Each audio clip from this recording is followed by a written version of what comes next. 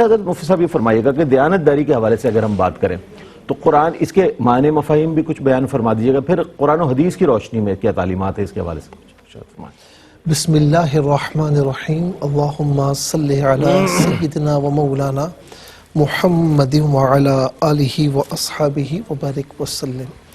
بہت بہت شکریہ۔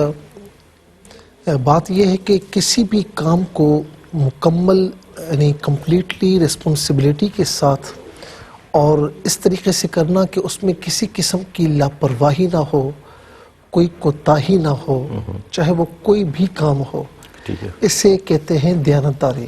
ٹھیک ہے نا؟ اچھا، دیانت امانت کا مترادف ہے اور دیانتدار امین کا مترادف ہے۔ ٹھیک ہے نا؟ یہ ہم معنی ہے۔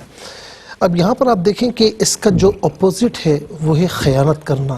بالکل، یعنی دیانتداری سے جو ہٹا گویا کہ اس نے خیانت کی۔ قرآن کریم میں ایک آیت کریمہ ہے سورہ احزاب کے کہ اِنَّا عَرَضْنَا الْأَمَانَةَ عَلَى السَّمَاوَاتِ وَالْأَرْضِ وَالْجِبَالِ فَأَبَيْنَا أَن يَحْمِلْنَهَا وَأَشْفَقْنَ مِنْهَا وَحَمَلَهَا الْإِنسَانُ إِنَّهُ كَانَ ظَلُومًا جَهُولًا۔ فرمایا کہ بے شک ہم نے امانت کو پیش کیا زمین و آسمان پر، پہاڑوں پر، وہ ڈر گئے اور وہ پیچھے ہٹ گئے اور اس سے انکار کیا، لیکن انسان نے اس امانت کو اپنے سر پر اٹھا لیا۔ اس امانت سے مراد کیا ہے؟ اس امانت سے مراد حضرات مفسرین فرماتے ہیں کہ صرف یہ نہیں کہ جو ناپ تول میں کمی کرنا ہے یا ملاوٹ نہ کرنا، صرف یہ نہیں، یہ بھی ہے لیکن صرف یہ نہیں، فقط یہ نہیں، بلکہ مکمل عبادات اور معاملات مراد ہیں۔ اچھا، اب یعنی یوں سمجھ لیجیے زمین و آسمان پہاڑ کتنے بڑے ہیں، انسان تو بہت چھوٹا سا نا ہے، تو انہوں نے کیوں انکار کیا؟ تو کیا وہ اللہ کی اطاعت نہیں کرتے؟ نہیں، تکوینی طور پر ہر مخلوق اللہ کے آگے جھکی ہوئی ہے، تکوینی طور پر، ٹھیک ہے نا؟ تشریعی طور پر وہ ڈر گئے اور انہوں نے ازراہ بندگی کہا کہ مولا یہ ہم نہیں اٹھا سکتے، اور انسان کتنا سا ہے، اس نے کہا کہ میں اٹھاؤں گا۔ تشریعی معاملات اس نے اپنے سر پر اٹھائے اور فرمایا کہ انہو کانا ظلوماً جہولا۔ اچھا، حضرات مفسرین فرماتے ہیں کہ یہ معنی اگر لیا جائے نا تو یہ ظلوماً جہولا یہ بطور وعید نہیں ہے۔ جیسے ہم کہتے ہیں نا کہ یہ کتنا چھوٹا سا آدمی کتنے بڑے بڑے کام کر رہا ہے، تو کہ یہ کہا گیا کہ یہ کتنا مطلب اپنے اوپر ظلم کر رہا ہے اور جہالت میں ہے کہ اس نے یہ اٹھا لیا ہے۔ گویا کہ اللہ رب العالمین محبت بھرے انداز میں انسان کو مخاطب فرما رہا ہے۔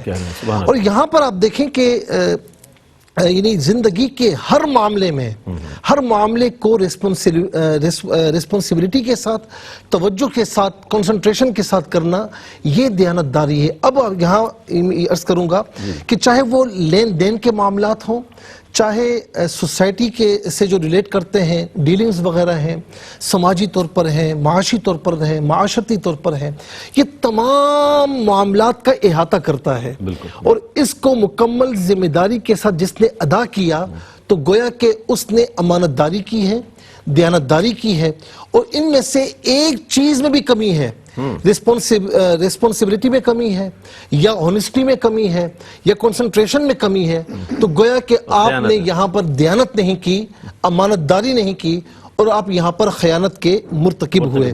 اب قرآن کریم میں آپ دیکھیں، اچھا اب یہاں پر فقط یہ نہیں کہ مثال کے طور پر کسی نے ناپ تول میں کمی کی ہے تو وہ امانت داری میں نہیں آ رہا، نہیں، ناپ تول میں کمی کرنا یہ بھی خیانت ہے، عبادات نہ کرنا یہ بھی خیانت ہے، حقوق العباد میں کوتاہی کرنا یہ بھی خیانت ہے۔ اللہ رب العالمین نے پورا وجود آپ کو عطا فرمایا، یہ امانت ہے۔ اسی لیے انسان اپنا کوئی عضو ڈونیٹ نہیں کر سکتا، یہ نہیں کہہ سکتا کہ مرنے کے بعد میری آنکھ جو ہے نا فلاں کو دے دینا۔ انسانی اعضاء کا جو ہے امین ہے، ہاں، اس لیے کہ انسان کے نہیں ہے یہ، اللہ رب العالمین نے بطور امانت عطا فرمائے، تو یہ امانت ہم قبر میں سپرد کر دیتے ہیں زمین کے کہ جا تو اللہ کے حوالے ہے۔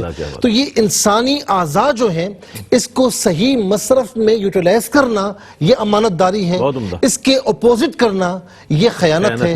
اللہ رب العالمین فرماتا ہے کہ اوفو بعہدی اوفی بعہدکم، تم اپنا وعدہ پورا کرو، میں تم سے کیا ہوا وعدہ پورا فرماؤں گا۔ ان اللہ یأمرکم ان تؤدوا الامانات الی اہلہا، بے شک اللہ تعالیٰ تمہیں حکم دیتا ہے کہ تم امانتوں کو ان کے اہل کی طرف لوٹاؤ. لا تنقصوا المکیال والمیزان، کہ تم ناپ تول میں کمی نہ کرنا. اور حدیث پاک میں ہے کہ مومن ہو سکتا ہے کچھ گناہگار ہو لیکن مومن خائن نہیں ہو سکتا. جمعۃ المبارک کے خطبے میں کیا کہتے ہیں؟ لا ایمان لمن لا امانت لہ، لا ایمان لمن لا عہد لہ. اس کا کوئی ایمان نہیں کہ جو امانت دار نہیں، اس کا کوئی ایمان نہیں کہ جس کی امانت نہیں، جس کا عہد نہیں. اور آخری بات عرض کروں گا کہ حضور نبی کریم صلی اللہ تعالی علیہ وسلم کی زندگی مبارک دیکھیں، دعوت و تبلیغ ہو یا لوگوں کے ساتھ معاملات ہو، اتنی ریسپونسبلٹی کے ساتھ، اتنی دیانتداری کے ساتھ کہ حجر اسود کی تنصیب کا جب معاملہ تھا، لوگوں نے کیوں کہا کہ صادق و امین آ گئے؟ کیوں ان پر اعتماد کیا؟ اس لیے کہ آپ دیانتدار تھے، آپ امانتدار تھے. بہت عمدہ، اچھی تفہیم بھی فرمائی، اور تکوینی اور تشریحی جو آپ نے دونوں چیزوں کو علیحدہ کر کے بتایا قرآن کریم کی روح سے بہت اچھے انداز میں. اور پھر یہ کہ قرآن و حدیث کے حوالے سے متعدد قرآنی آیات کو بھی شامل کیا آپ نے اور حدیث مبارکہ کو بھی، کہ اس کی تفہیم ہو جائے آج کی اس موضوع کی کہ آیا دیانتداری ہے کیا.